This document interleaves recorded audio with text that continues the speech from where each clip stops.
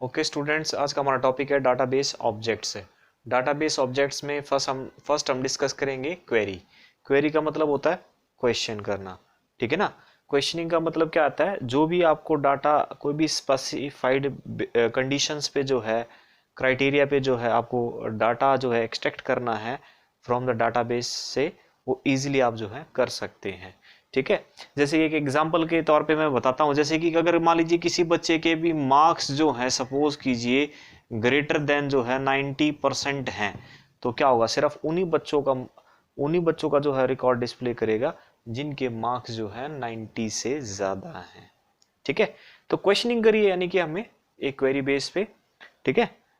तो आप क्वेरी कर सकते हैं, किसी की लेस मार्क्स हैं, ग्रेटर देन है या इन बिटवीन है, आप इस टाइप से कोई भी क्वेरीज वगैरह लगा सकते हैं। रोल नंबर पे भी लगा सकते हैं, इन नेम पे भी लगा सकते हैं। तो किसी पर्टिकुलर स्टूडेंट का भी रिकॉर्ड जो है आप क्या कर सकते हैं, एक्सट्रैक्ट कर सकते हैं, सिर्फ जो आप चाहते हो, यानी कि जो भी आप चाहते हो सिर्फ आपको वही जो है क्या मिलेगा, आपको डाटा मिलेगा फ्रॉम द डाटाबेस से। यानी कि कहने का मतलब ये हुआ कि हम जो है क्वेश्चनिंग कर सकते हैं डाटाबेस से, डाटा एक्सट्रैक्ट कर सकते हैं किसी भी specified information from the database से, ठीक है। उसके बाद है लेकिन एक बात का ध्यान रखना है, एक क्वेरी जो हम टेबल्स के ऊपर ही लगा सकते हैं, पहले आपकी टेबल्स बनी हुई होनी चाहिए।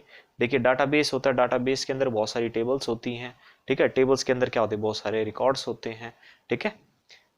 और अब हम नेक्स्ट डिस्कस करेंगे आपका नेक्स्ट है आपका क्वेरी के बाद हम नंबर 2 डिस्कस करेंगे फॉर्म के बारे में। देखिए नंबर 2 फॉर्म्स जो है, फॉर्म्स, देखिए फॉर्म्स क्या होता है, ये भी एक डाटाबेस ऑब्जेक्ट है। डाटाबेस ऑब्जेक्ट है, इसका काम किस लिए, इसको हम किस लिए यूज करते हैं, अगर मान लीजिए जैसे कि आपने डाटाबेस के अंदर बहुत सारी टेबल्स बना रखी है। मान लीजिए मैं क्लास 10th की बात करता हूँ, क्लास 10th के नाम से एक हमने टेबल्स बना रखी है, ठीक है।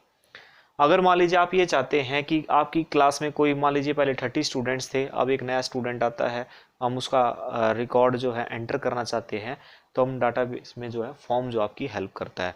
अगर आपको डाटा एंटर करना हो, डिलीट करना हो, ऐड करना, मॉडिफाई या अपडेट करना हो, तब जो हम इसका यूज कर सकते हैं। देखिए डाटा को एंटर करने के लिए, यानी अगर मान लीजिए कोई नया डाटा आपका, नया स्टूडेंट कोई भी आता है, तो डाटाबेस के अंदर फॉर्म्स हमारी जो है हेल्प करते हैं, ठीक है ना। डाटा को एंटर करने के लिए, अपडेट करने के लिए, अपडेट का मतलब ये हुआ अगर मान लीजिए किसी का भी डाटा आपको चेंज करना है, किसी की डेट ऑफ बर्थ चेंज करनी है, किसी का फादर नेम चेंज करना है, तो अपडेट का जो अपडेट की हेल्प से जो हम क्या कर सकते हैं, चेंज कर सकते हैं। और एक होता है आपका डिलीट, अगर मान लीजिए कोई बच्चा स्कूल छोड़ के चला जाता है, ठीक है, आपका उसको जो है रिकॉर्ड डिलीट करना चाहते हैं, डिलीट करना चाहते हैं,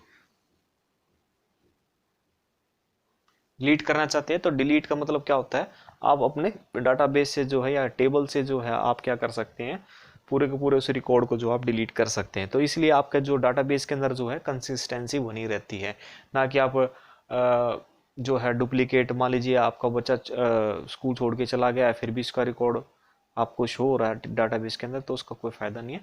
तो इसलिए जो है फॉर्म जो है, फॉर्म्स का हम डाटाबेस के अंदर हम किस लिए यूज करते हैं, डाटाबेस ऑब्जेक्ट है that is use to enter, update and delete the data from the table, ठीक है। उसके बाद है आपका, ठीक है, अकॉर्डिंग टू योर नेक्स्ट है आपका फॉर्म्स, आपने देख लिया है। आपको कोई भी रिक्वायर्ड इंफॉर्मेशन फिल करनी है, अपडेट करनी, डिलीट करनी है, तो फॉर्म का हम यूज करेंगे। नेक्स्ट आपका रिपोर्ट्स। देखिए जो थर्ड है आपका रिपोर्ट है, रिपोर्ट्स, रिपोर्ट्स है, ये भी आपका क्या है, एक डाटाबेस ऑब्जेक्ट है। इसका हम किस लिए यूज करते हैं, अगर मान लीजिए जैसे कि हम क्या करते हैं, जैसे कि स्कूल की बात करते हैं। देखिए जैसे आप मंथली फ़ी पे करते हैं, तो हम क्या करते हैं, जिन बच्चों ने अप टू 10th डेट तक जो है किसी भी मंथ की फीस अब अगर सबमिट नहीं कराई हो, तो हम क्या करते हैं, तो डाटाबेस के अंदर आपका सारा का सारा क्या डाटा मेंटेन होता है सभी क्लासेस के स्टूडेंट्स का, ठीक है। तो हम क्या करते हैं कि रिपोर्ट जनरेट करते हैं। जैसे मान लीजिए मैंने किसी पर्टिकुलर क्लास के ऊपर क्लिक किया, मैंने रिपोर्ट जनरेट कर दी, जिसका फ़ी बैलेंस पेंडिंग है तो शो कर दे। तो रिपोर्ट क्या करेगी, जो भी समराइज की फॉर्म में जो है आपको जो है प्रिंटेबल की फॉर्म में जो है पूरा का पूरा जो है डाटा शो कर देगा, ठीक है। इससे क्या होगा, तो आप इजीली ये जज कर पाएंगे कि किस बच्चे की फ़ी जो है पेंडिंग है, तो आप क्या निकाल के उसको प्रिंट आउट निकाल के उन बच्चों को इन्फॉर्म कर सकते हो। ठीक है, किस किस की फीस जो है अभी 10 डेट तक नहीं आई थी तो हम उनको नोटिस दे सकते हैं कि भी अपनी सबमिट कराएं फीस लाइक डेट। एग्जांपल दे रहा हूं मैं आपको जस्ट। ठीक है, तो रिपोर्ट का काम क्या होता है? तो रिपोर्ट जो एक डाटाबेस ऑब्जेक्ट है जो डाटा को ऑर्गेनाइज और समराइज करता है। क्या करता है? Organise and summarise. NISE भी लिख सकते हैं, NIZE भी लिख सकते हैं। ऑर्गेनाइज और समराइज, समरी की फॉर्म में आप तो सभी को पता है समरी क्या होती है। जैसे किसी चैप्टर की समरी होती है, लास्ट में मेन पॉइंट्स होते हैं, वो आप समराइज कर सकते हैं। ठीक है, अगर मान लीजिए पूरा चैप्टर आपने नहीं पढ़ा है तो आप उसको जो है क्या कर सकते हैं, समरी पढ़ के भी उसके बारे में जो है इंफॉर्मेशन ले सकते हो चैप्टर के बारे में। तो इसी तरह से जो रिपोर्ट जो होती है वो डाटा को क्या ऑर्गेनाइज और समराइज करने के लिए हम यूज़ करते हैं।